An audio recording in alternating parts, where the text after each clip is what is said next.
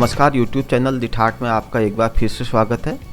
दोस्तों, आज के इस वीडियो का टॉपिक है मधुमक्खी पालन के उद्योग और फायदे, हनी फार्मिंग बिजनेस।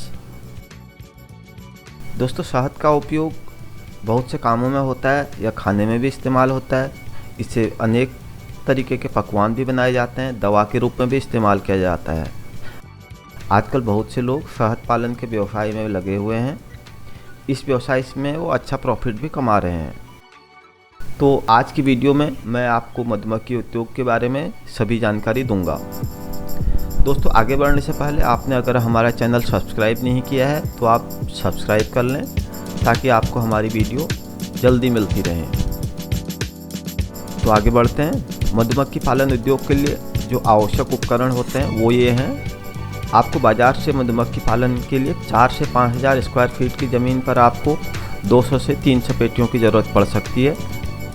इन पेटियों में ही मधुमक्खियाँ रहती हैं और अपना छत्ता बनाकर शहद का निर्माण करती हैं।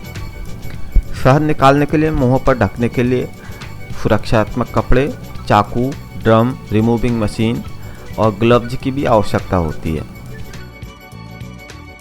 आइए जानते हैं बक्सों पेटियों में शहद कैसे बनता है। एक बक्से में लगभग 7,000 मधुमक्खियाँ रहती हैं। इनमें एक रानी मधुमक्खी और ड्रोन नर मधुमक्खी और वर्कर मधुमक्खी रहती हैं। बक्सों को खेतों और बगीचों में रखा जाता है जहाँ पर मधुमक्खियों को फूल मिल सकें। मधुमक्खियाँ फूलों का रस पीकर बक्सों के छत्ते में भरती हैं और ये मधुमक्खियाँ लगभग 3 किलोमीटर तक का भ्रमण करती हैं। रानी मधुमक्खी एक दिन में 1500 से 2000 तक अंडे देती है। वर्कर मधुमक्खियाँ अपने पंखों को हिलाकर रस का पानी सुखा देती हैं और शहद तैयार हो जाता है। छत्तों से शहद निकालने के लिए उन्हें काट लिया जाता है, निचोड़कर शहद निकाल लिया जाता है। निकले हुए शहद को साफ कपड़ों से छानकर रख लेते हैं। मशीनों से भी शहद छत्तों से निकाला जाता है और इसे पैक कर बाजार में दे दिया जाता है। आइए जानते हैं मधुमक्खियों के प्रकार। इस उद्योग के लिए 4 प्रकार की मधुमक्खियों का प्रयोग किया जाता है। Apis mellifera, Apis indica, Apis dorsata और एपिस फ्लोरिया। सबसे अधिक शहद एपिस मेलिफेरा मधुमक्खियाँ बनाती हैं। यह स्वभाव से शांत होती हैं। इन्हें आसानी से बक्सों में पाला जा सकता है। इस प्रजाति की मधुमक्खी की अंडे देने की क्षमता भी बहुत अधिक होती है। अब जानते हैं मधुमक्खी पालन के लिए आवश्यक वातावरण।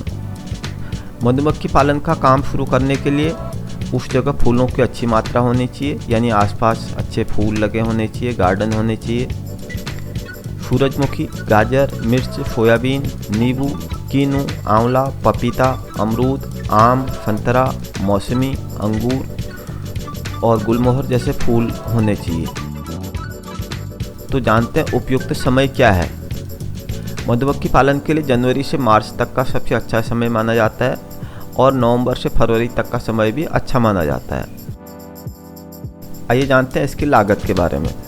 एक बक्से पेटी में 10 फ्रेम होते हैं। एक फ्रेम में 200 ग्राम शहद प्राप्त होता है लगभग 15 दिन बाद ही मधुमक्खियाँ सभी फ्रेम को फिर से शहद से भर देती हैं। इस तरह एक बक्से से हर महीना कुल 2 किलो शहद प्राप्त होता है।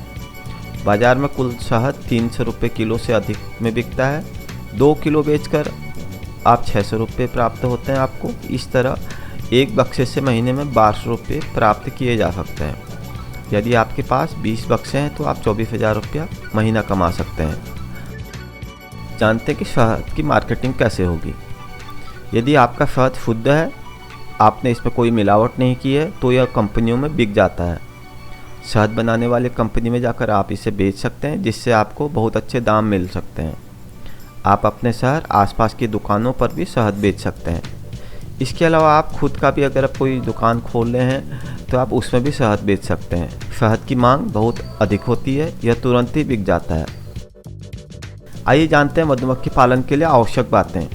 नंबर 1, यह उद्योग अपनाते समय वही मधुमक्खी पालनी चाहिए जो फायदेमंद होती है और अधिक शहद बनाती हैं। छिपकलियों, लोमड़ी, भालू मधुमक्खियों को खा जाते हैं, इसलिए इनका विशेष ध्यान रखें।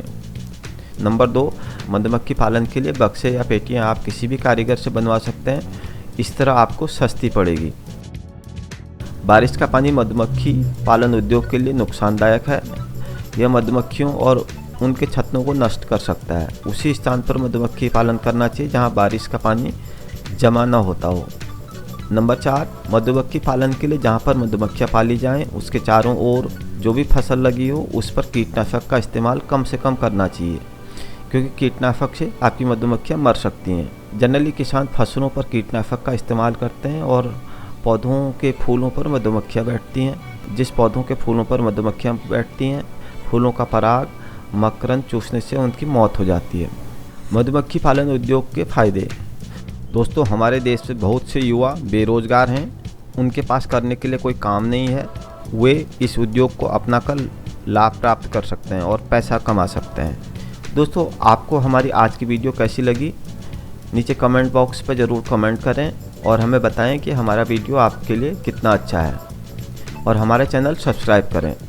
तो मिलते हैं अगले वीडियो पर।